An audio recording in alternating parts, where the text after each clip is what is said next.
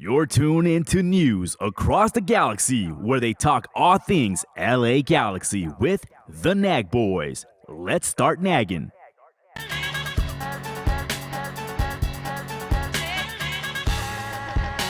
a ball for Ricky Peach.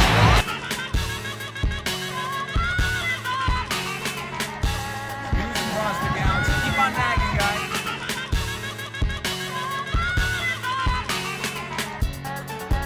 Your six-time MLS Cup champion, Oh, I guess you cut it. Still hurts. Yeah.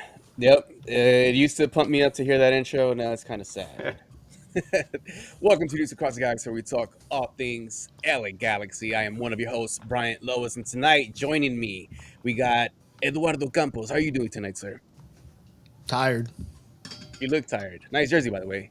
Thank And my other co-host, Edgar Zuniga. How are you doing tonight, sir? Tired. Nice jersey, too, by the way. Thank you. Hey. Only teams that made it to the final round of qualifying are allowed. Hey, that's true. We were just talking about it before we even went live. That imagine Nicaragua and El Salvador play for the last spot to get into my the God. qualifiers. That'd be some shit. That'd be pretty The show would get canceled. right away. Right away. But we'd lose one of you guys. Oh no. Not only does the country qualify, but that podcaster gets to keep going. The other Oh one. shit. Like Is that compelling. Cabellera contra máscara. Oh yeah. Speaking of, I know there was. Oh, all right, cool. That was pretty loud. Cheers. Before we get into any of the mid-season stuff, we'll talk real quick about some wrestling. Do you guys enjoy Money in the Bank? Worlds Collide. I got to see bits and pieces of it, but I wasn't there live like some of y'all. I wasn't there. Oh, I know Guti was there. I know Tony was there. They must have enjoyed, man, because 2 events back to back, like literally down the street from each other. That's unheard of, right? And like good events too. Yeah. Hey, your house is on fire there, Bryant. It's not fire. Se están quemando las pupusas, man. They are. I wanted to go to the Worlds Collide, but I didn't have to, but I scheduled work. I scheduled work, so I missed it. I got home pretty late from work, and then I just ended up watching it today, early in the morning. I actually enjoyed Worlds Collide a lot.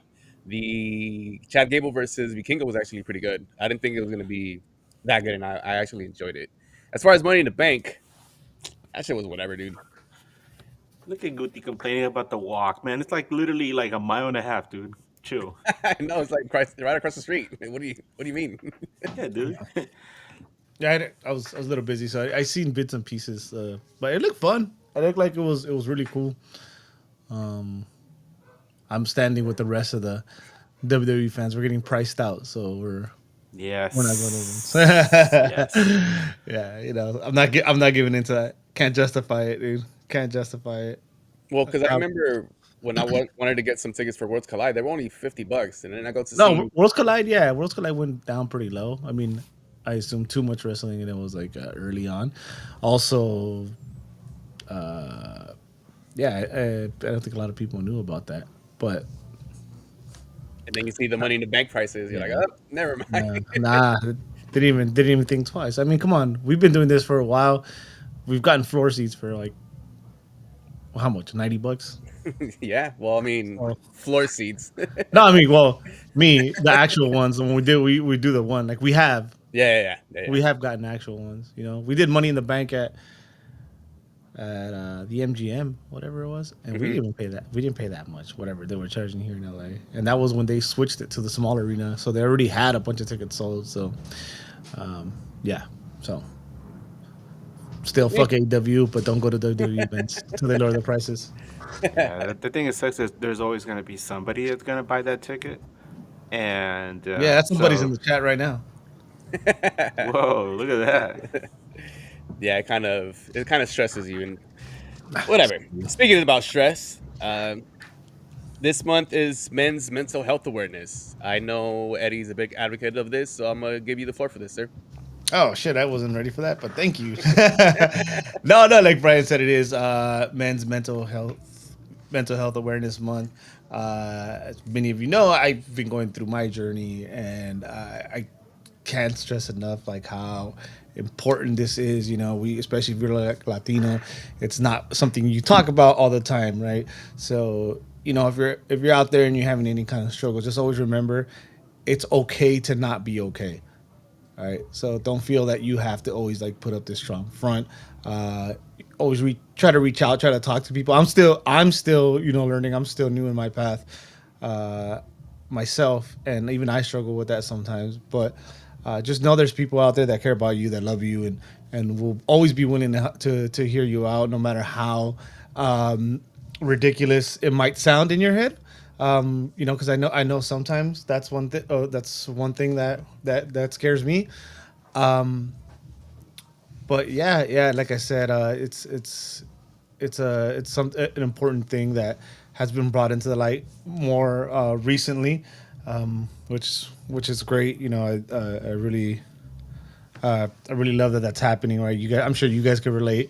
We're kind of from the same generation. Well, maybe except for Edgar over there, but no, totally kidding. No, Edgar actually really helped me a lot through a lot of these things. You know, and not to give away too much, but like myself, my journey, you know, for long time, it seemed real dark, and couldn't see a light at the end of the tunnel. And as you guys know, right now, like I'm in the process right now of moving, and that's one of the reasons I'm tired. And you know, finally, like there's a light at the end of the tunnel, and I'm pretty sure it's not a train coming at me. So, you know, and if it wasn't for uh, some people that are listening now that helped me out through it, you know, I don't know if I would, you know, I don't know how I would be able to handle this, uh, and then get to where I'm heading now. Like I said, Edgar was a big part of that too. So yeah, I mean, if you feel like you don't have anybody to talk about, you talk to about things, or to have questions, feel free to reach out to me. I'm sure Edgar is open too. But Edgar, if you have anything else to say, Yeah, thanks, Eddie.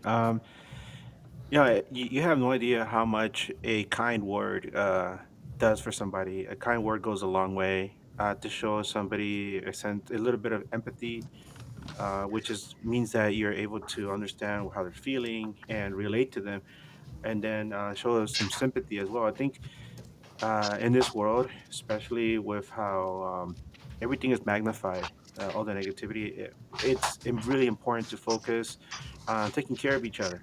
Take care of yourself, obviously, but when you feel you're able to take care of somebody else, and there's nothing wrong with that. Um, I used to be when I was in my fraternity. Had many roles, and one of the ones that I had before I graduated was I was my fraternity's chaplain. And for a lot of people there in my fraternity, they would just take it as like, oh, just a position to be on the executive board, and you don't have to do much. But I take it a little bit more seriously because I took the idea of my fraternity to turn boys into men and help men become productive members of society. So I was like, you know what? I'm gonna try to help people with their issues if they need the help. And it just so happened that my first week as chaplain was the week of 9/11. And so there are a lot of people that had a lot of anxiety, a lot of issues. One of the brothers, his sister was in New York, down in Lower Manhattan when the towers went down, and he was a mess. And so we had like a gathering, and it was just amazing to see these guys that are like, you know, real tough, you know, guys like with tough exterior, and also everybody's sitting there and sharing a good cry. And it's okay to cry, man. It's one thing that my wife and I try with our son. He just turned 5, and it's like it's okay for him to experience a wide range of emotions because um, older generations, you know, they tell you aguántate, you know, cállate, no, you know, no llores, or you know, don't cry. It's, you know, that's kind of, you know, it's not masculine. But you know, then these men grow up not, you know, bottling up all these emotions, and then they have strokes or heart attacks because they're not able to express themselves, or they have a difficult time understanding, you know, how to navigate these difficult emotions. It's important to go through this stuff. And so I'm still learning. I'm still processing a lot of stuff, and it's hard to try to help a little human navigate through his emotions as well, because sometimes it's the first time they've experienced them. But then when you see like an older person, an adult, right, going through a difficult time, sometimes all you need is somebody to come into your life and offer you a kind word. I've had that happen to me before when I was going through some really deep, dark, times as well. And it just always takes somebody to be nice to you, sit down and talk to you, listen to you, and it makes you feel better. So just remember that. Yeah, I'm here for you. I know Eddie's definitely here for you, and I'm sure Bryant will listen to you and then say something funny, and then we can all have a good time too. Right, Bryant? Yeah, Yeah, we could all laugh at Brian or whatever you said. laugh at Oh, me. Yeah, no, it's important, and so all the fellas out there listening right now, it's you matter. So don't be afraid to get help. oh my God, that comment by Little Apple made me chuckle. Damn, I'm that old, dude. Oh. Fuck. Edgar was there when Nicaragua declared its independence from Spain. He was. He led the charge. Yeah. But last thing, just keep it going, fellas. If you're, part of this and part of this like whole men's mental health, it's all, dude, break that stigma together because it's fucked up. There's a dark side to all this, right? That we don't want to go down that path, but if you know, right? So, uh, but I want to switch over to lighter news. I forgot to mention this, boys, but we got to give a special shout out. We got to Yes. our boys over Yeah. Let's go. Let's Lacuna. go. They made it. a La Cuna Galaxiana. They're Cuna Galaxia. They are celebrating 200 episodes. Yes. 200 episodes. They're gonna have special guest Josh El Pato Guestman tomorrow at 9 p.m. So Guestman pulling a double shift there, huh? He's busting Stephanie Valker going from Worlds from Worlds collide. Collide to Money in the Bank. Yeah. Hey, and Chad Gable. Oh, I'm sorry. You're right. It's not Chad Gable because it's Chad Gable and El Grande Americano. Two different people. Yep. I should You have are said it right. 100% right. Whoever, what a fucking guy! You got to give it up to that guy. Yeah. And shout out to the boys. Congratulations on 200 episodes. That's an amazing accomplishment, and you guys are killing it. So keep on trucking, boys. And G's up. Right? Yeah. I Damn, love so you're that. gonna get us cited for copyright. Oh, my bad. My bad. Okay, and also a special birthday shout out. I didn't even know. I didn't even know aliens had birthdays. When was he born? That was lying, That's bro. my boy right there, man. I heard rumors that it was his fault why the season was going this way. Yeah, Damn it, Cosmo. Everything falls on you. How old is he? Cosmo, man. He's been around He'd have to since be 30. Oh since no, yeah, wait, no, no, since no. 2008, 2007, around that time. Yeah, Let's do the math. 18 years? 19? 18? I don't know. I don't know math. He's getting up it's there. it's alien math. So He's probably like 3,000 years old. Damn it, Cosmo. Happy birthday. happy birthday to Cosmo. Yes, sir. Yes, sir. Well, now that the light news is out the way, let's talk about the galaxy.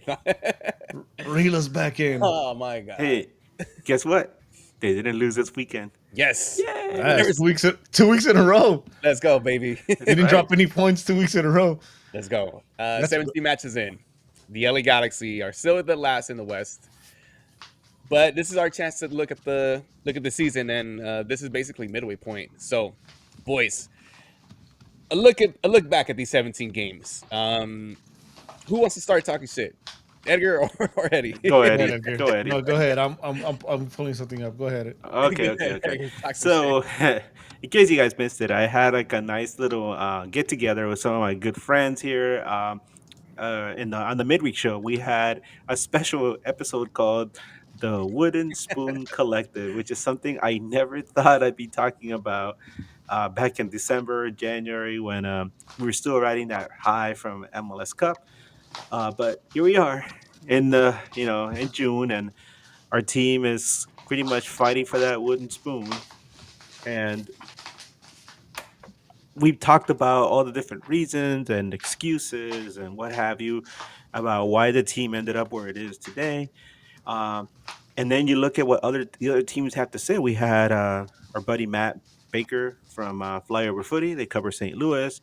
We had Andy Coronado from the Balls Round Montreal, and they're in a mess too.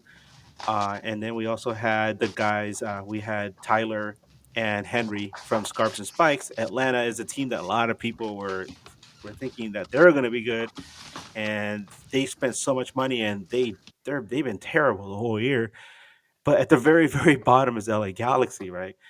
And I mean, what can you say? Like everything that has gone wrong, everything that could go wrong has gone wrong, and you always hear that, like Murphy's law, right? Everything that could go wrong has gone wrong. And like every opportunity that this team has had to win a game that seems very winnable, they found ways to lose. They've had bad luck. I don't really believe in bad luck, but when you look at some of the stuff that happens, you're like, man, that's some really unlucky.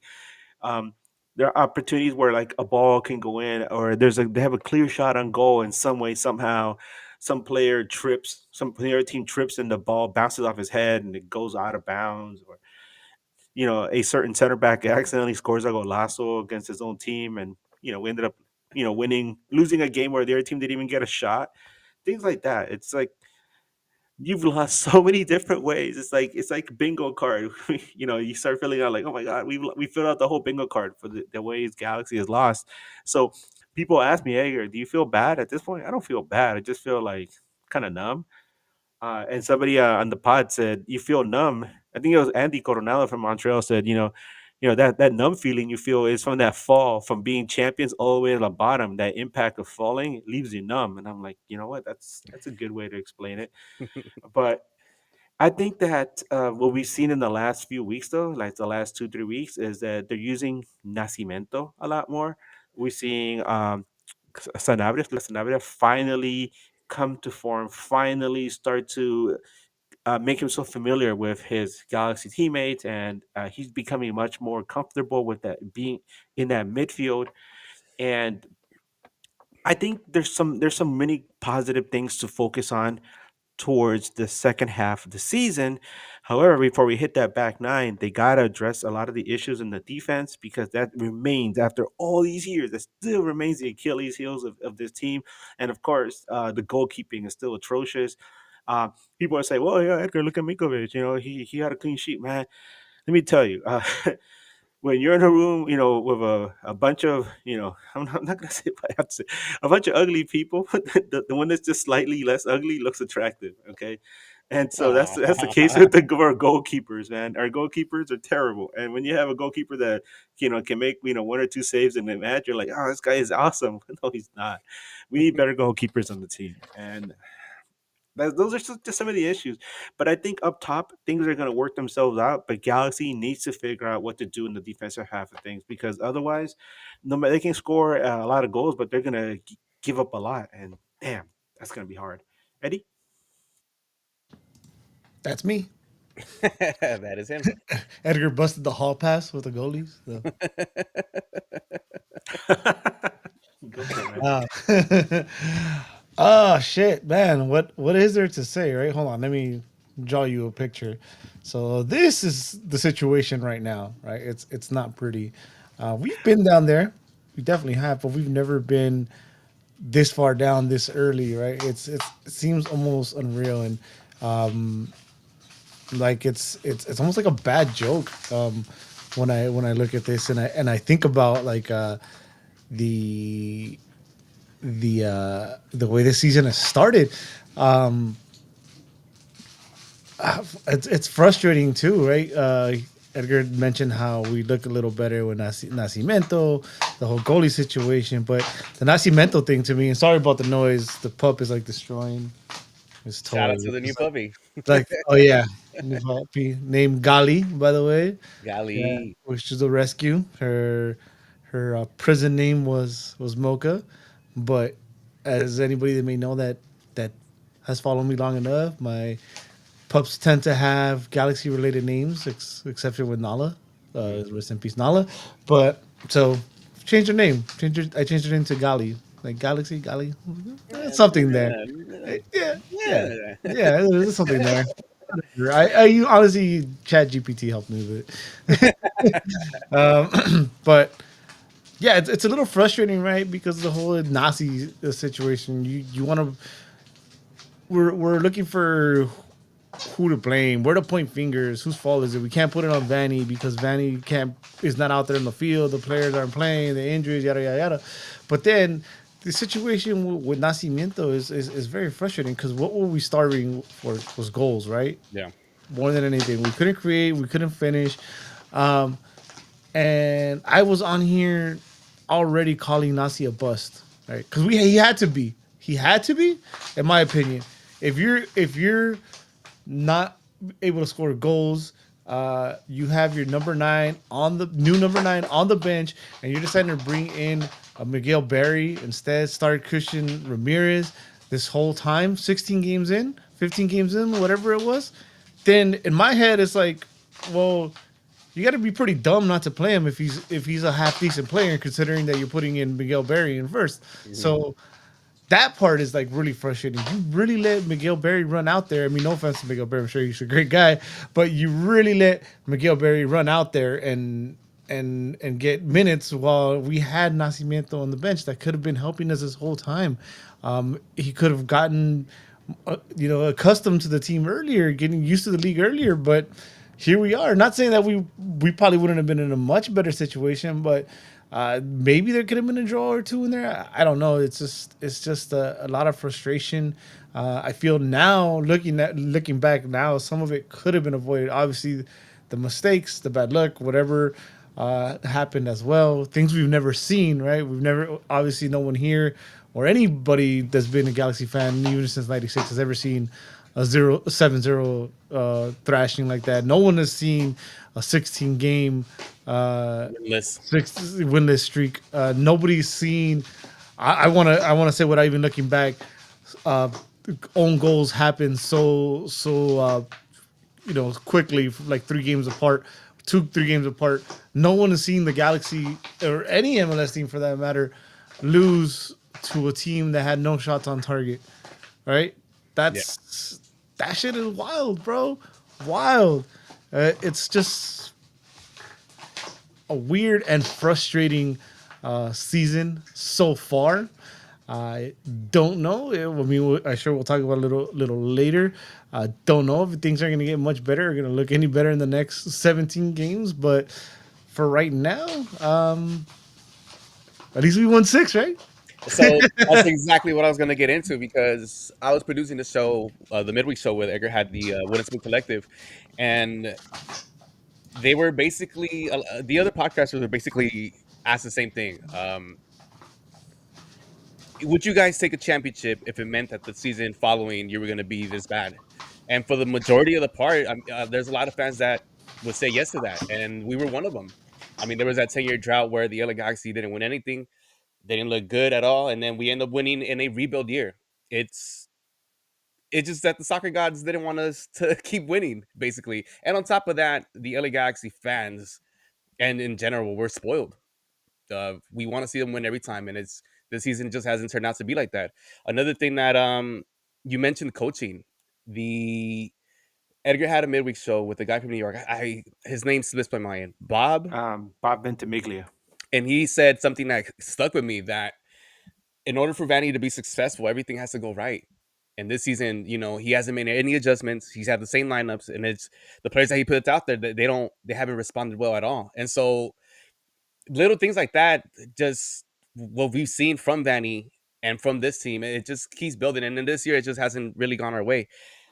I will admit something though.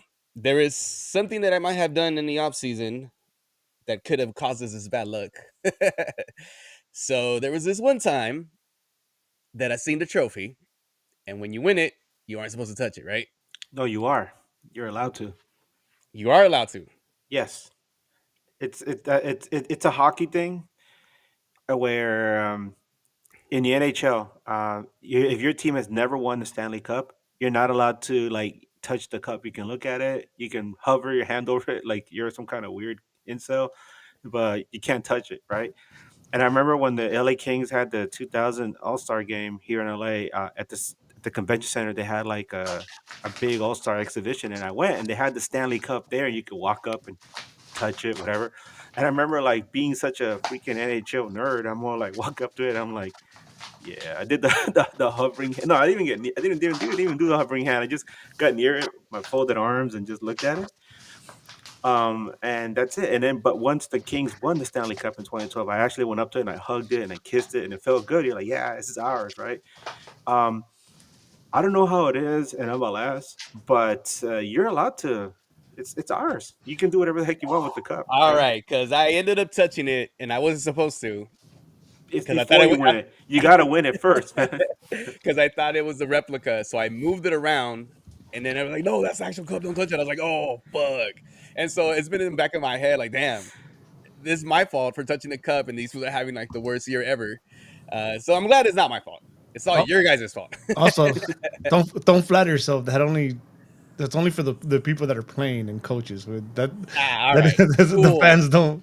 Woo. No, no, yeah, but it's funny, man. Like, I wonder if the MLS Cup is treated like the NHL Stanley Cup because I don't know how well you guys know the NHL, but the Stanley Cup has like a long history of some weird stuff happening with it. And players have obviously filled it up with beer and champagne or whatever and drunk out of it. Some people have had their kids christened in the cup itself, like they put their babies in it and then they take it to a church and they christen the Didn't, babies, didn't right? somebody just wanted the baby's duty in it? Yeah, a little child pooped in it once. Like, Some players, like, well, in NHL, you get an entire day with the cup, and you can do whatever the hell you want with it. Anywhere in the world, wherever you are, right? You can take the cup with you for one day. And some players like have it from the morning, and so they go to sleep holding it, and they wake up in the morning, and then they have breakfast with it. They eat like cereal out of it, and then they just carry it around the whole day. Some players will take it horseback riding. Some players will do other stuff that shouldn't even be mentioned with it, but.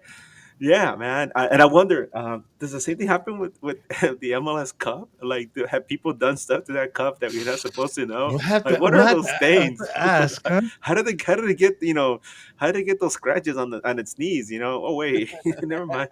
that doesn't sound very sanitary, to be honest. uh, Don't kiss the cup, just to don't be kiss the safe. cup. There is an interesting point that Willis pointed out. He says, you make your own luck. Sending your top goal scorer and two important midfielders and getting nothing back might have something to do with it, with our bad luck. Not to mention re-signing a 60-year-old center back. I'm guessing he's talking about Maya Yoshida.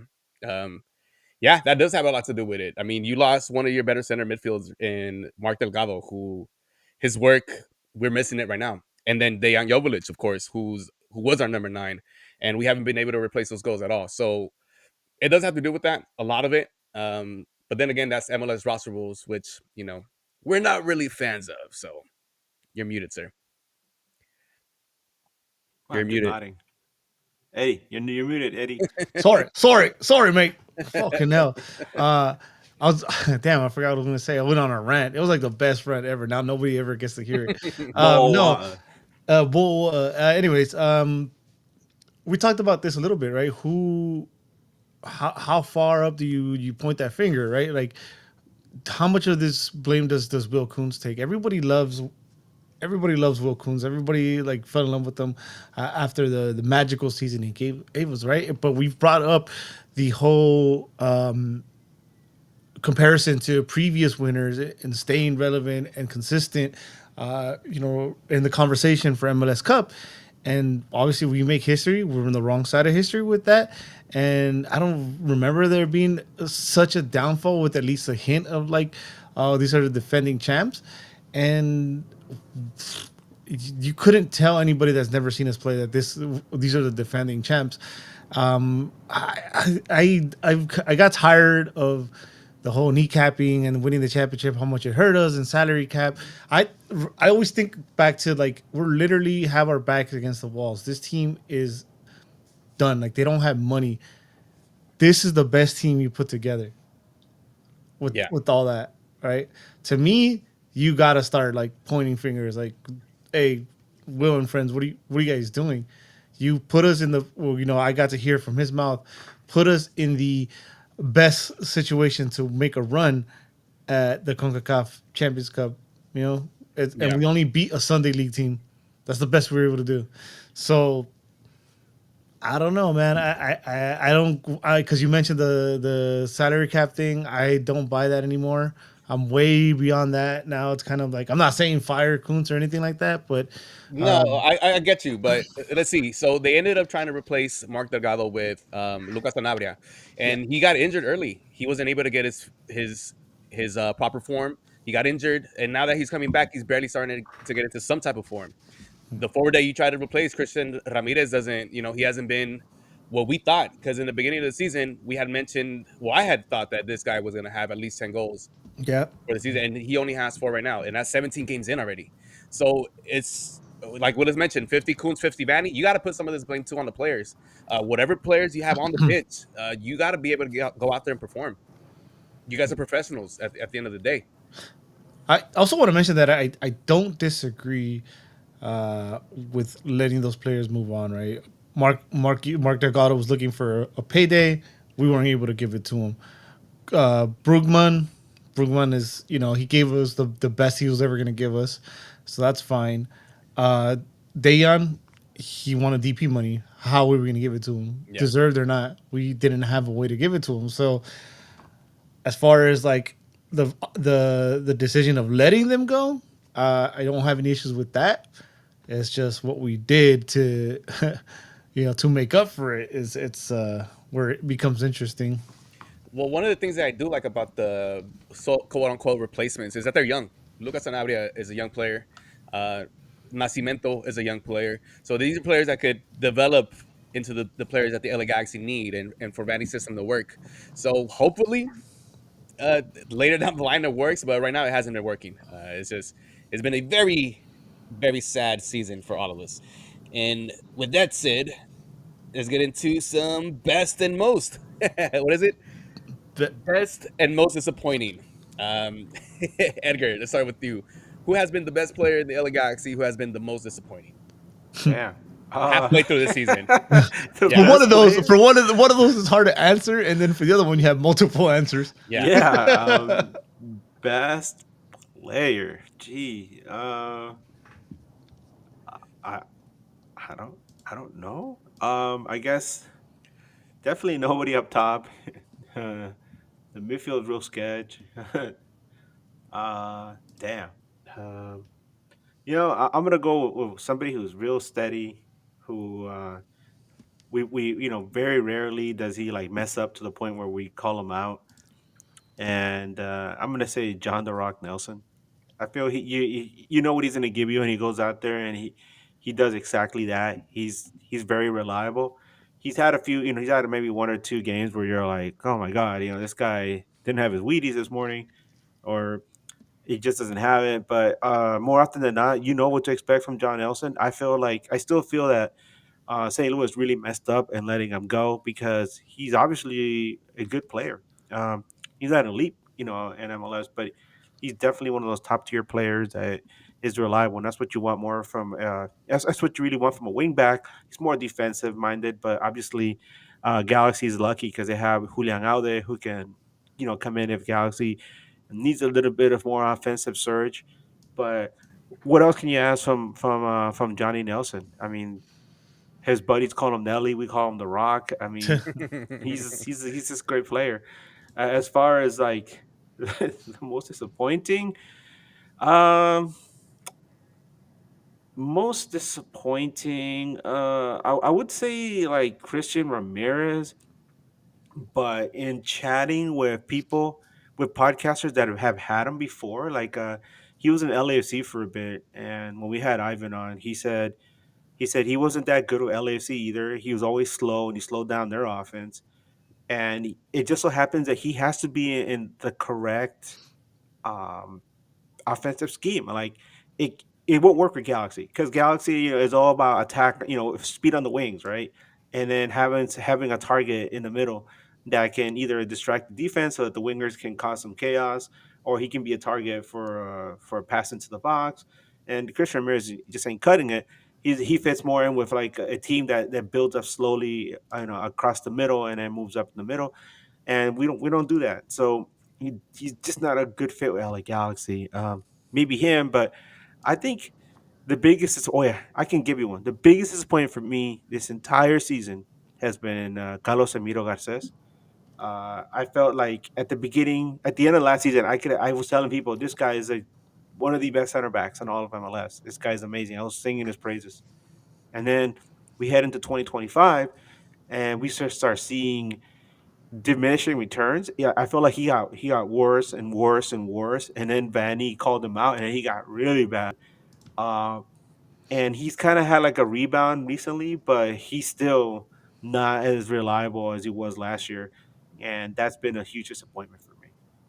There's before I get to you, Eddie. Joe Cool brought up a point here that infamously could have kept Delgado if they let Diego go, Diego Fagundes. Um, I'll take that one. well, I just want to say one thing: Yeah. versatility. Was Yeah. that something you were going to go with? That's it. Yeah. Yeah, it made more sense for a team of Vanny style of play where you have more versatile players where you could plug them in and play them anywhere. Um, Unfortunately, Diego hasn't really had a good season either, No. and so it. The players have been trying. All right, it just hasn't gone their way. It makes me sad to see them lose, and then they feel it. They feel it really heavy in their hearts too that they're losing and not being able to get back to their winning ways. And I see it. They're Yeah. trying, guys. They're trying. I think to his question though, like 9 out of 10 times when you have to make that decision, you go with given the current situation. I think you go with Fagundes. Versatility. Yeah, he's already locked down. You know, you need the versatility. We don't know if Mark wanted either. So Yeah, that's true. Eddie, who is your best and most disappointing player of the Galaxy so far? where should I start? Man, let's start with I guess best, right? Or I appreciate. I'm gonna say it that way. For me, it's gonna be surreal. People are gonna be like, surreal. What the yellow cards that are like, nah. Surreal has been put in one of the worst situations. Aside from the yellow cards, he's been like the most consistent one that's stayed on the field. And that guy has to adjust and adjust and adjust and adjust. You know, he plays next to somebody different, like week in, week out. And I've at least noticed, you know, he looks like more like the leader now. He looks more vocal than the first couple games in the season. I think I started off this season with him being actually my most disappointing, and then I seen him grow into that role, and I was like, okay, there he is. Like, there's that kid, or that kid becoming a man in front of our eyes. So for me, it's gonna be surreal. You got to feel for him, man. He's just out there, you know, working with whatever they give him. I feel like he shows up to work and he doesn't know what he's gonna work with that day.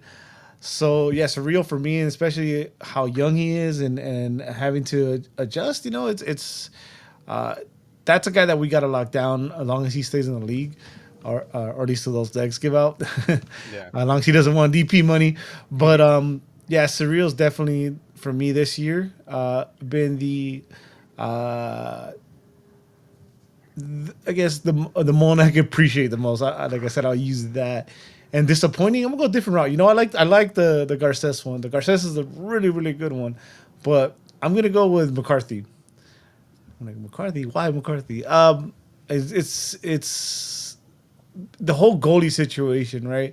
The Galaxy, and historically, we've had great, we've had bad, and we've had, you know, mediocre keepers outside of Jaime Pinelo and the other recent ones where we had like Josh Saunders. I mean, we've done it with mediocre keepers, right? And that's what McCarthy was. It's like, all right, cool. This guy's not gonna spill the ball. He's not gonna make a dumb decision. And then what have you seen this year? You know, you see nothing but that. I can't help but think back to the goal against Orlando, where it was just like, dude, are you even trying? Like, what the fuck, dude? Like, it's been very very disappointing. Well, I talked earlier about like if Nascimento would have been starting, maybe it would have been different. Maybe there's a point or two there that we could have stole. But in McCarthy, there's literally a point or two there.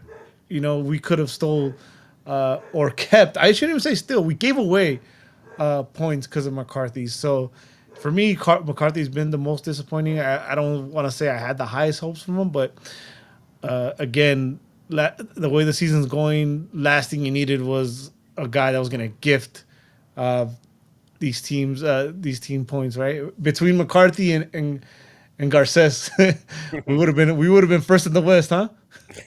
First in the West, baby.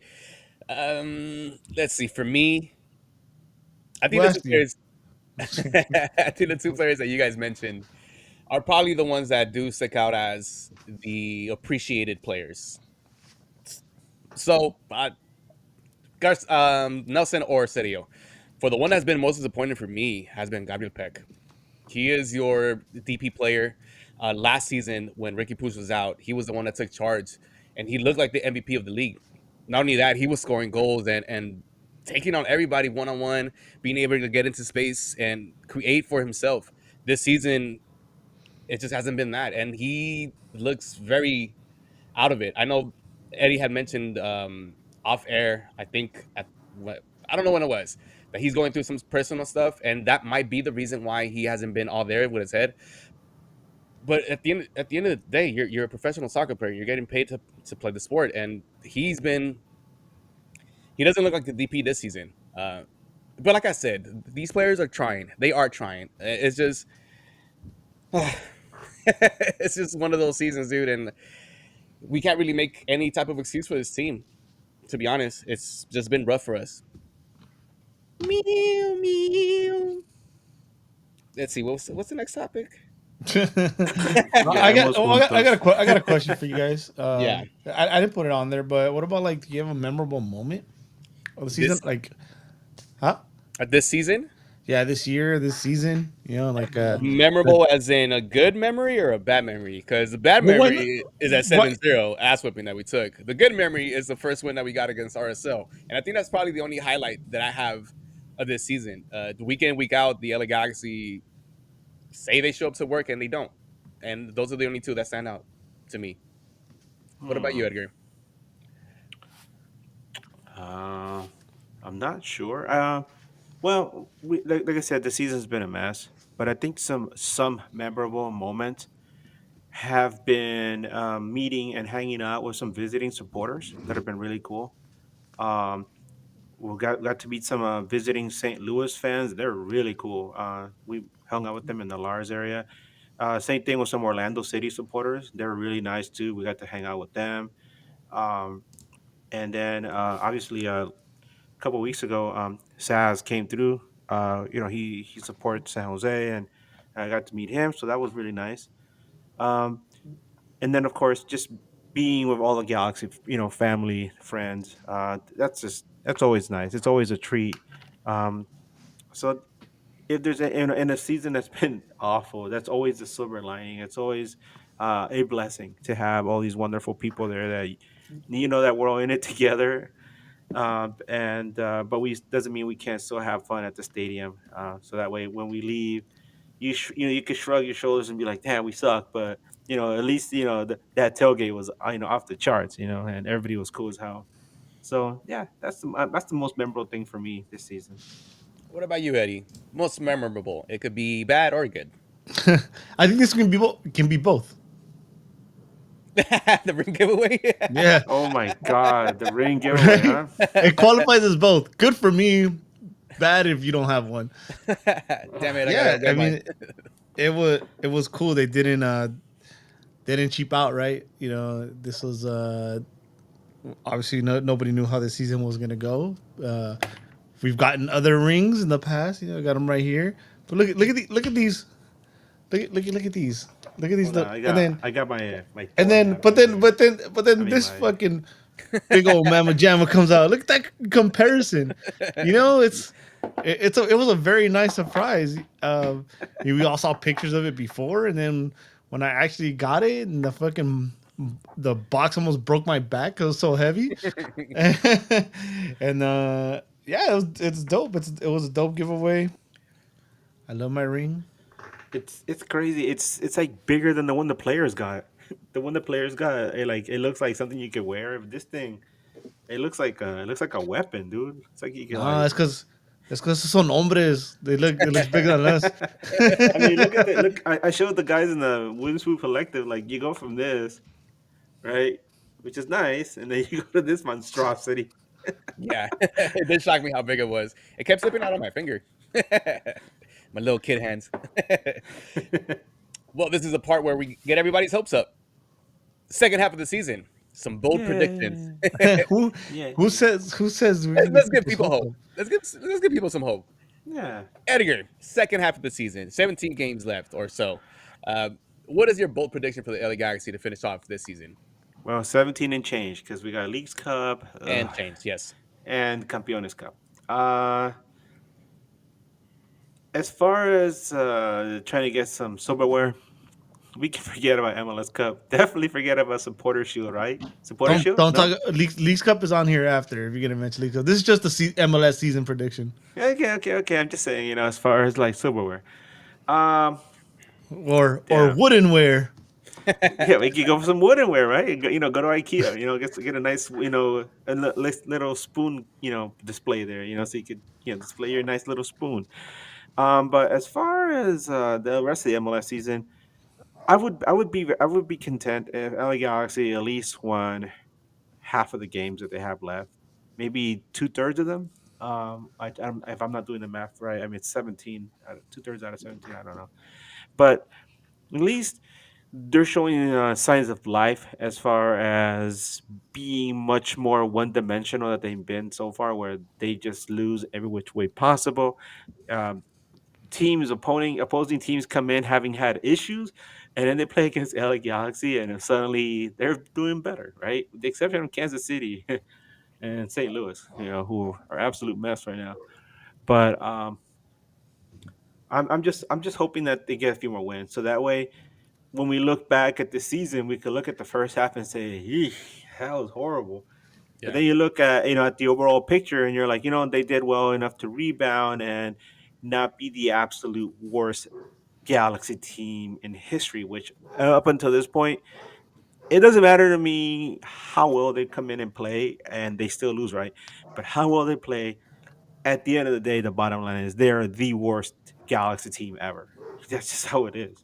Um, and so maybe hopefully they can do something so that we can't slap that label on them at the end of the season and be like, these guys actually put up a fight, and then it'll give us a sense of hope heading into 2026, because we keep hearing that the team is going to have a lot more uh, financial flexibility heading into 2026, and maybe bring in a very big name into the fold. Um, do something to strengthen that midfield and give us something better on defense and a goalkeeper. Because man, those are the two biggest things this team needs to address. But yeah, more wins in the back nine. Eddie, what do you think?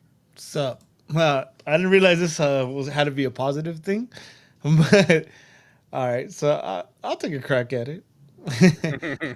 I think somehow, some way, we don't hit. 'Cause I did the numbers the other day. Win out, baby. Win out. Let's go.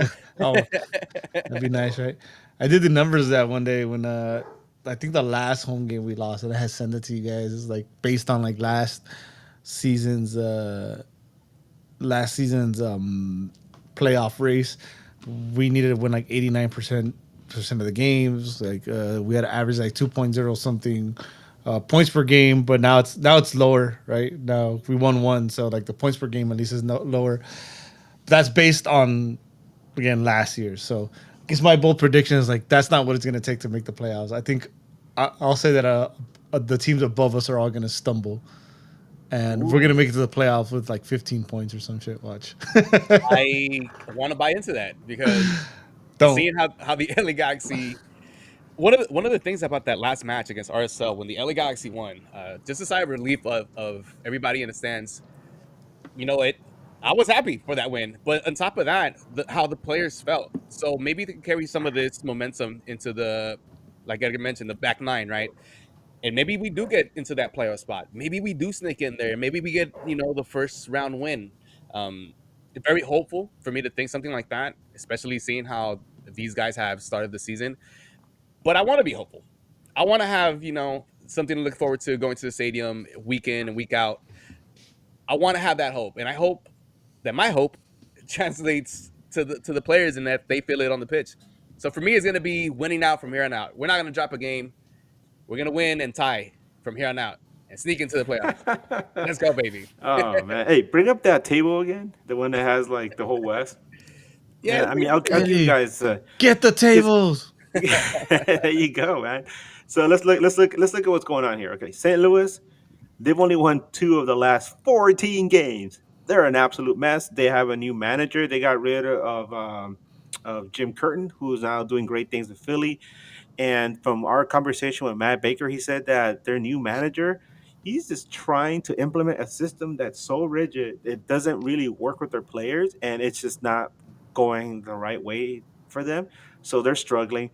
RSL, my God, what was it that we said that they were like winless in their last 16 or something like that? Mhm. They've only won one game in the last 16 games. They're a mess, man. They're really mess.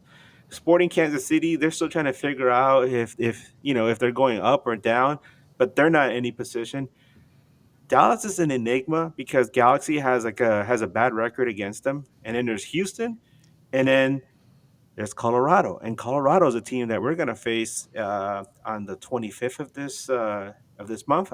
There's a good chance I'll be there in Denver for that one, but all these teams are beatable. And you saw that even though Galaxy lost to San Jose, Galaxy has no reason to be losing to them. And then you start to get into the more difficult teams like Austin, Seattle, LAFC, Portland, Minnesota, San Diego, Vancouver, and these are all teams that Galaxy has done well against this season. They just lost. They just lost.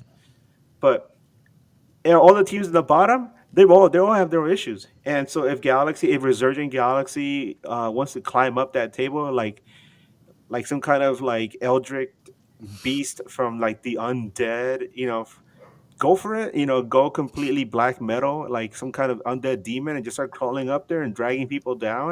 And before you know it, you have LA Galaxy teams sneaking in at number 9, and do like Atlanta and go on like a little run into the playoffs and scare some people, and at least do something to so that we can look back at the season and be like, it wasn't a complete and utter loss.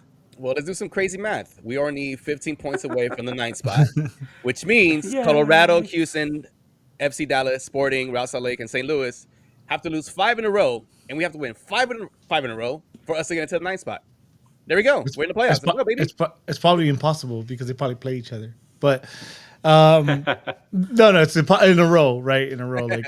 But looking at the teams though, and listening to Edgar, I honestly I glanced at the table, just really focused on where we were. But if you look at the names above us, they're pretty bad teams.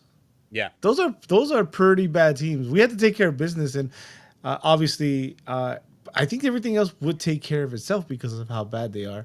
Uh, I made that joke earlier, but it is possible that the number to get into the playoffs will be lower this year. Just looking at like Colorado, Houston, Dallas, Sporting, Salt Lake, and St. Louis. I mean, these guys are not great. If you've watched any of those games, Portland is in fourth right now. If you've watched Portland play this year, they're not a pretty team. They're they're not a great team. So, man, Possibilities? maybe I just convinced myself. Maybe I Yes. just Drink the Kool Aid, baby. Drink the Kool Aid. I won that. Let's go, man. Let's go out and blaze glory. Should I Yeah, I have hope. I bust have the, hope. bust the Sasha Brian if they don't make Yeah, it? yeah. Bring that up, man. Bring that up because We did last time. no, bring it up again, dude. Because we mentioned it in the Wooden Spoon Collective, and it was like the guys were asking, right? And like, hey, what about the Sasha comment? And I was like, well, if that's what it takes to silence him, then He, do it, man. he's This gonna because this hate. guy, he went full heel, man. Like one of the vaudevillains. So it's time to make him shave that mustache and humble him, make him tap. Yeah, I want to see that. I want the LA Galaxy to hear that and come out guns blazing for the second half of the season. Look, slash a question. If LA make it to the playoffs, I'll shave my head, dye it blonde, and cut the mustache off. Well, Sasha, you better have a good hairstylist because you better shave that head and that mustache. What does it say? We must give ourselves a chance to activate playoff Pooch this season. Yeah. Oh, we haven't really talked about Pooch. Is there any timetable on his return? Like a concrete Pretty soon, I would say date? probably in about a month, we're probably gonna see him be playing on the field. In a Um, month? Oof. yeah, in a month. Cause they always said it's gonna be mid to late. First, I said mid to late June, and now it's like mid to late July. Probably most likely in time for Leagues Cup. Uh, but I will say, I keep repeating this, so everybody do not expect him to be a panacea, which means a solution to all the problems, to all the ills on this team. Uh, Ricky Puig might come in and might take him a while to adjust, not just to being, in competitive play, because it's one thing, right? It's the difference between practice and with your homies, and it's another thing to be out there with somebody throwing an elbow in your face. Yeah. Um, and also, not only that, he has new teammates. He's got to get accustomed to them, and I'm sure that having somebody like Nascimento or Sulu Casanave out there, they're gonna want to get the ball a certain way. But hopefully, it all works out, and there it is. Again, hopefully, right? Yeah. Hopefully, it all works out, and they're able to give us some nice, exciting soccer. Because you know what? Um, even God, I would hate for this again to happen again. But even if they lose again, if they at least show that effort and they're playing attractive football instead of like this horrible, disgusting thing where they show flashes of brilliance and then they fall apart the rest of the time, then at least that we can say, hey, yeah, they look pretty good for next year. I think things will. What the? Wait, hey, take it easy. Hey, We Cholo have a Dejan. visitor here in the studio. He's bouncing around. Oh, it's Eddie. He's heading towards you, man. He wants to go bodies with you, fool. Oh, we got Dayon. We got Cholo Dayon here in the house. Cholo Dejan, Mad Dog and everybody. What's up, fool? What's up, man? He's running the mean streets of Kansas City now. Oh yeah, he did score today. Sick as Yeah, damn. I'm telling you. See, he Continue gets your point, around. Edgar. You were mentioning you did mention Leagues Cup. And this is something that where maybe if Ricky's able to get in there and get some play. But I want to ask you guys, is Leagues Cup important now? Is it something where the LA Galaxy could look and try to get some silverware? Or maybe what do you guys think? Because I'm of the opinion that if you're not going to be able to compete during the season and get into the playoffs, you might as well try to go for Leagues Cup and gain a spot in the Champions League, which is something that the LA Galaxy wants to get back to, and hopefully win it again. Where are you guys at in that? Damn it, Young. Eddie, where you at with the Leagues Cup? You said it right. It's if we're being realistic, we give our bold predictions, but it's more than likely there's no playoffs, right? Yeah, So to me, all of a sudden, like fuck the League Cup, still cash grab. I'd rather make it through the Open Cup. We've said that. yeah, Brian's beat off that horse already, plenty uh, of times. plenty of times. But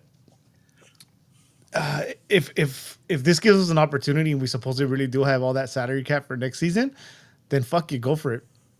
Put your focus, put all your eggs in one basket because that's literally the only basket there is as Leagues Cup to make it next season to put us in that competition next year. So it doesn't it makes it important in the sense where it looks like to be our only route into Champions League, Champions Cup, whatever they call it now, Yeah, next year. So for me, all in on Leagues Cup.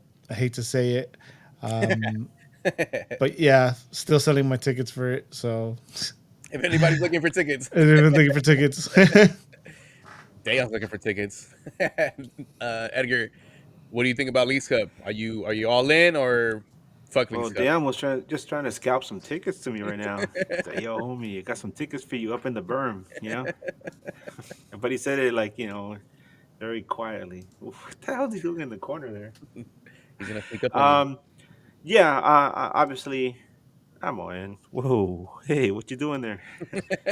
No, yeah, I'm all in for Leagues Cup. Not because I care about this tournament at all, but if you're in it, the hell, man, just go ahead, see what damage you can make, and hopefully, uh, oh, damn, he's in the room here with me right now. He's just looking at me. He's bouncing around, man. No, yeah, Leagues Cup. We're in the tournament, man. Might as well go and see what we can do. I'm not sure if I'll be attending the matches, but I know I have the tickets, so we'll see. Yeah. What do we want to see in this Leagues Cup though? Do you guys want to A lot of see Nacimiento. Nascimento? Would you give Julian Alves some run too in this tournament? I think he gets. I think him and Nelson right now are like 50-50. They're platooning, right? Um, so yeah, I think it'd be fun to have them there. And I know Alde can switch up, play on the other wing as well. Maybe give Yamanes some time that he can rest because man, that dude's been putting in a lot of time. Well, you also got And Cuevas off the bench, so you could probably play him too. You mentioned earlier about the defense being atrocious. Maybe a little switch up, putting some young guys in there, could give a little bit of a jolt to the defensive side. Because yeah, we already I think we for the most part us three here have bought into the Nascimento thing, right? We'd like to I see mean, him I, start. I liked them from the start. I was having my doubts at one point, but I was like, we haven't seen this kid play, and you saw like we saw a little bit of it. I forgot what game it was, but he came in and it was a losing effort, obviously, but he looked like he wanted to do something. He I'm gonna had say that. He it had a was lot more actually the Red energy. Bulls one. He had a lot more energy, right? Oh, the Philly And one. then Philly, yeah, the Philly, Philly, yeah, and then little by little we started just seeing more and more of him. But damn, makes you wonder like how many wasted opportunities, right? yeah. Yeah, could have been top of the West. Imagine Right. no Garces, no McCarthy, and Nasi would have started. We would have been Perfect. running away with the supporter shield. You already know. Eddie, you put something here about Concacaf disaster. What did you mean Oh, about? before Yeah, before we Oh, yeah, go on, yeah. we haven't really talked about him much. Marco Royce. Um, and I don't know about you guys, but in the match against San Jose, I kind of got when he was just sitting there on the field, Mhm. I kind of get the feeling that he just kind of mentally checked out. Where Faking yeah, injury. like no, I'm not saying he's faking injury. I'm sure obviously he must have got hurt, right? Yeah. Because yeah. he was putting in a lot of minutes in such a short period of time. I mean, so many games that they played in May. But I just feel like, I mean, all this losing it wears on you, man. And he's not used to being on a team that loses that much. And so to have something like this happen, I mean, this is gonna be on his resume when he finally wraps up his career. Part of one of the worst teams in MLS history, and have this horrible start to the season. And I'm sure at some point he's just sitting there. He's like, I miss my homies. I miss Ricky. I miss Mark and Dayon and all these other guys. And I'm sitting here trying to babysit these youngins. And I'm done. I'm done. Just get me off the field. I mean, I got that sense. I feel like he just kind of like checked out. Like I'm done. You know what? Also, is gonna say in his resume, 2024 champion with the LA Galaxy. Which is Yeah. his only domestic title. There you go. There you go. Eddie, what did you mean about Concacaf disaster? Oh, I mean, you kind of just like read it the way it was. Could have just asked before we went on. No, I just wanted to mention real quick. I didn't know if we had enough time to fill a show, but obviously we've gone longer than I expected. And I mean, I know we're in this jersey, but I'm a U.S. fan. There's plenty of people that are Mexico fans. Edgar's a Nicaragua fan, but uh, I'm sure he's a U.S. fan as well. But man, it does not look good for these teams in this region, right? We're about to host the World Cup next year, and geez, man, it does not look pretty. On the U.S. side, even what's not happening on the field, right? I don't know if you guys saw Donovan's comments today about Cristiano Ronaldo when Cristiano Ronaldo and they won the Nations League, and how he's 40 years old and he got excited, he got emotional. He's like, that's what it means to play for your national team. Like it's an honor to play for your national team, right? And then the fucking U.S. players, young players, are on a vacation while this 40-year-old over here is still giving Putting the in the rat's work. ass. Mhm. So that, and we have, like I said, we have Mexico fans too, friends and listeners. I'm sure they're not looking great either. And it's just like, dude, this region, they're gonna make a mockery of this region when they come when the World Cup comes and we're gonna get just our ass beat on our home turf, and that's pretty much what I meant by like this region is just not does not look strong at all. It's well, at least Canada is showing signs of resilience. Like, A little but bit. I mean, at some point, they're gonna run into somebody who's really hard, and it's gonna make it difficult Whoa, to them whoa, for whoa! them. But what I was gonna say about the U.S. and this is still disappointing for me. I've said it. I've said it to you guys before, and I mentioned it on a Galaxy group chat I'm in, where everybody's following obviously the game against Turkey, right? And so Galaxy USA goes up early, and then they just fall apart, right? They just fall apart, and they can't even muster any kind of momentum to come back in that game. Oh my god, where do I start?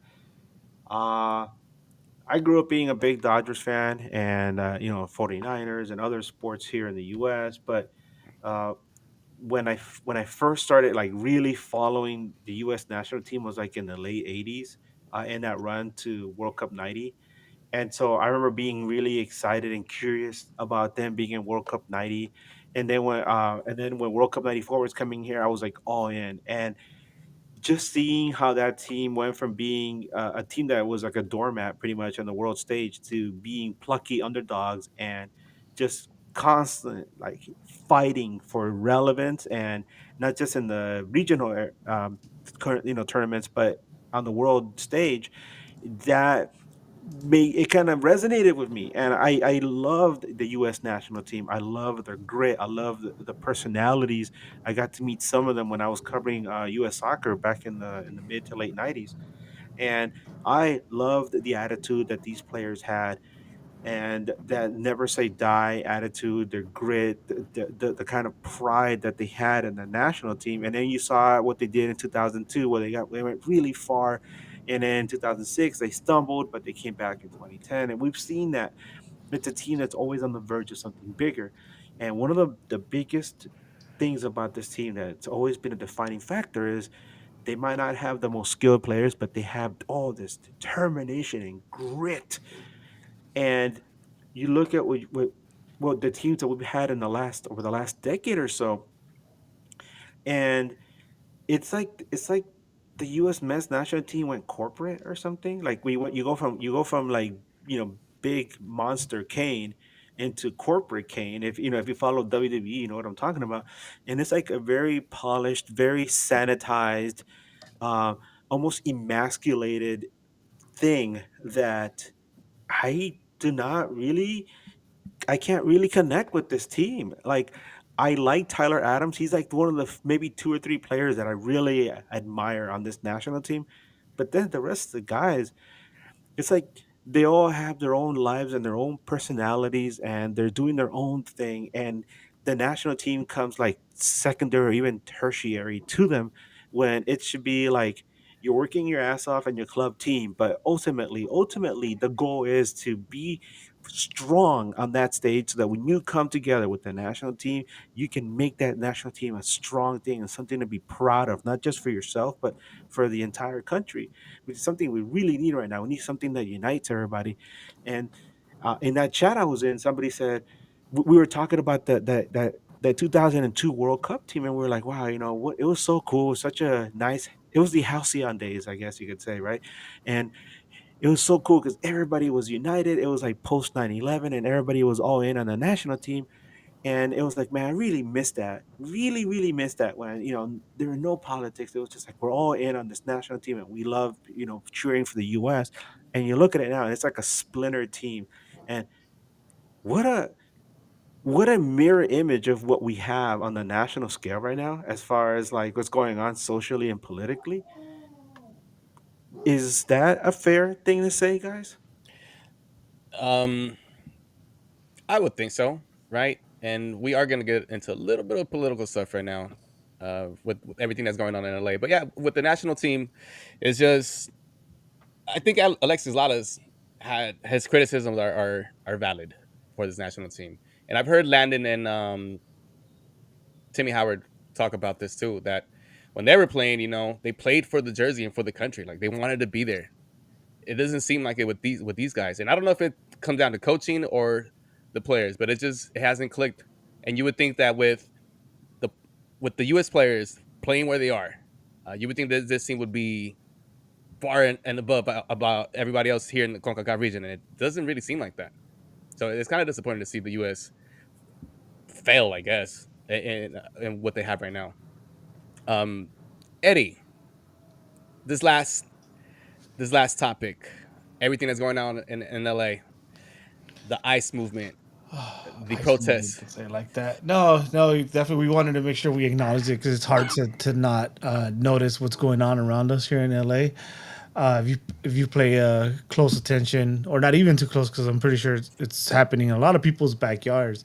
Uh, there's a lot of unjust things happening around LA that are harming families and our communities, and I'm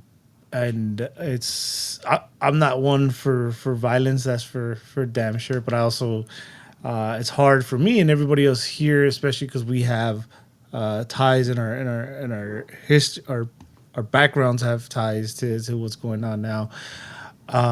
It's hard to stay silent with everything that's happening. You get online, you turn on the TV, whatever. It's right in front of you. You know, we I, all we just want is like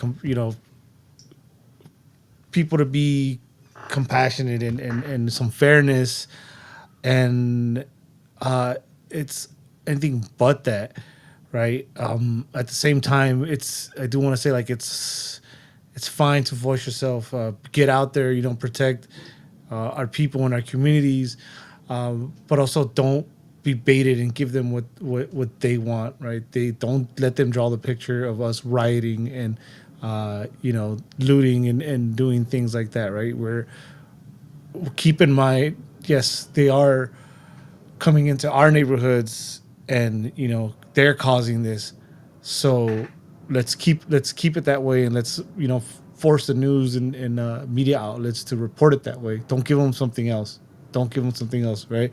If you see someone that's that's acting up and has a different mo for being out there, say something about that too, because it's a crazy time, right? I couldn't imagine my family going through something like this in the past, because I can't tell you exactly how many and how I have a huge family, especially on my mom's side. I can't tell you how many and how they got here, but for sure I know that our family history wouldn't have been the same, and it would have been a lot scarier for them if things like that were happening in the past. So I get it. I get like getting rid of the violent criminals and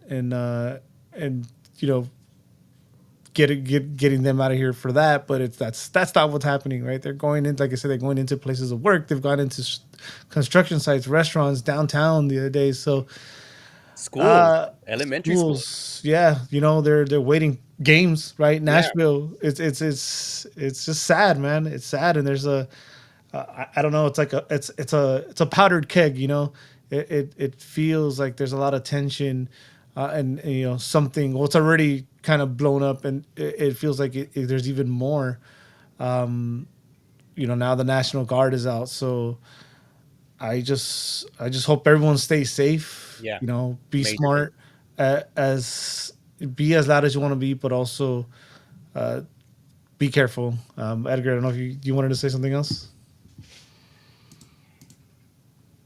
Um, no, I mean, I think you said a lot of things that are really important, but it's really strange that me, like, I'm a first generation immigrant, and escaped a horrible situation in my homeland where there was a communist dictator regime that was murdering people, and that didn't capitulate to what they wanted. And so we came here, and we were very fortunate to get over here, like on a visa, on a temporary visa. And but then you have to go through the whole process of applying for legal residence, and becoming a naturalized citizen. I mean, citizen and all that. And it was a long process. It didn't happen like overnight, obviously. But like Eddie said, if my family had to escape how things were in Nicaragua in the '80s when we came over, and we would have tried to do that now, they would have. I wouldn't be here right now. Like, they would have thrown me into like a dark prison for God knows how many days. Even though I came over here, following due process, and I would have probably been shipped back south of the border. Who knows where? And that's really sad because we've seen that. Like, a lot of people are trying to come over here legally, and the government is like saying, no, we don't want you, get the hell out of here, and just kind of shutting off the borders. And it's not just for Latin Americans too. I've been hearing it's happening to a lot of people from Europe and from Asia. So it's like trying to shut the entire country out from the rest of the world. Is this sense of isolationism does not work. It didn't work in England. At one point, England had this thing where it was England for the English, and it did not work with them. And people were like rebelled against it. And you could see here in the United States, we're a lot more rebellious than some of the Yeah. other places, especially because it's such a big country, and there's so many different pockets of attitudes and people that live across the entire country. And I'll tell you this: when you see somebody comment online saying, "Oh, look at those people in LA, they're doing all these horrible things and lock them up." This is probably from somebody who lives somewhere like on some farm in the middle of nowhere that's never been near a city, or has never had their freedoms challenged, or have never had anybody that they cared about taken away from them. They can't relate. They can't relate at all, and so it's easy for them to make those comments because maybe they've never had to care for somebody like that. And the thing that gets me the most, though, the thing that bothers me the most is because when I was a kid in the 80s, había enredadas. They would come after people. ICE would come after people, and it was kind of the same, but without the social media aspect of it. So before you knew it, there was an ICE raid, and everybody would scramble and run away. And I remember thinking, like, "Ooh, that's really scary." I was a kid, right? But I was like, "Damn, that's scary." Um, but the thing that gets me nowadays more than anything is that the powers that be, the government that's there, isn't just trying to go out there and do these things. Like they say, oh, we're going after violent criminals. You're going after like normal people that are taxpayers that are maybe trying to work their way through the legal systems to become citizens. And even if they haven't, there's things that happen in your life that make it difficult. But these are taxpayers. They're here. They're part of the country, and they're taxpayers. And they're, especially in California, fourth largest economy in the world. And that kind of stuff scares the little man in charge up at the White House. And so the thing that bothers me the most, though, and I'm gonna say it right now, is that it's so malicious. The way it's coming about. It's not like, oh, we're doing our job. It's like it's so malicious and done with so much hatred Yep. and to cause as much damage as possible with no sympathy for people and like not a care in the world. And then you have all these people like clapping in the background. Like I said, these are people that live far away from here that have no idea what's going on. And they've never had any issues like that because nobody's ever like had to pull them over for the color of their skin or told them that you can't do this or you can't do that, or made them feel uncomfortable because maybe the color of like I said, the color of skin, the way that they talk, and that's what it comes down to. And I just can't stand for that, man. Yeah, Can't I'm with stand for you. that. For me, it's a lot of anger and heartbreak. I seen videos of, parents getting taken away and then their children crying and stuff like that. It bothers me a lot. It does bother me a lot. But like what Eddie said, dude, if you guys are gonna be out there, be loud but be safe. These are times where you're gonna get tested. Just don't go out and act the fool. Show them that we could be respectful too and protest the way we want to. So And one big tip: if you are a U.S. citizen, do like I do. And I mean, doesn't matter. You can feel as safe as you want, but at some point, if you're out there, somebody might grab you and drag you away. Have your U.S. passport with you, because even though they might be like, "Oh, we don't care," at least you have that with you. And at the end, they might be like, "All right, whatever. We'll let you go." Carry it with you. I've been carrying it with me wherever I go now because you never know, right? You never know. Um, I'm going to share something with you guys that happened to me before, and I'll try to keep it as quick as possible. Back in 2003, I was visiting my wife, my girlfriend then, when she was living in North Carolina, in a little corner of Carolina, and I was a victim of racial profiling. I was driving around in the neighborhood learning how to drive stick. One of my friends, I know it's funny, right? Learn how to drive standard. But I was learning how to drive stick because a friend of ours was letting about her car, and it was standard transmission. So I was learning how to drive stick, and I was driving around this neighborhood. Somebody called the police on me, and as I was trying to get out of a cul-de-sac, all these officers showed up.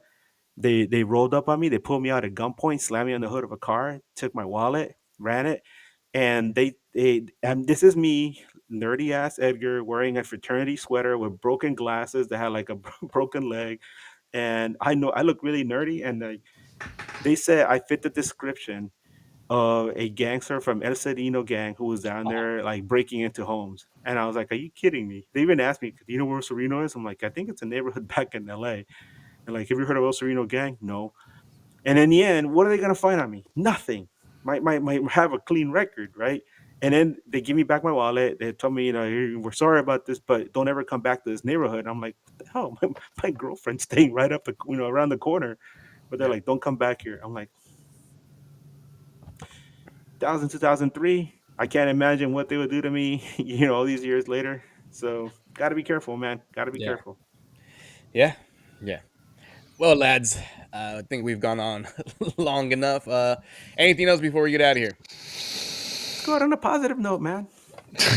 No, I'm serious. Like, Well, what do you game got? this What about weekend. game Game this this weekend? weekend Yes. in St. Louis. We're probably gonna lose because it's an early No, no, game. no, no, no, no, no. We're gonna win. We're gonna win. We gonna win because St. Yeah, we're Louis gonna is win. utter mess, right? And guys, I just want to say this Wednesday on the midweek show, we already got it confirmed. Bryant was with me when we got it confirmed. We're gonna have the man himself, Matt Big Bird Baker, Yeah. on from Flyover Footy to talk some preview. It's gonna be at 5 p.m. Pacific, so look for that on Wednesday evening. So look forward to that, folks. Beautifully done. There it is. The positive. Eddie, any positive? Anything else that's positive? Oh shit, he's about to get dragged away. Watch out. Yeah. Let's go, Benny. Wait, one more time. Wait, one more time. What'd you say? One more time. Una más. Uno Otra. más. Y otra. Y dale, Oh, dale, ah, dale. oh. Hey, There you hey, go. hey, hey, hey.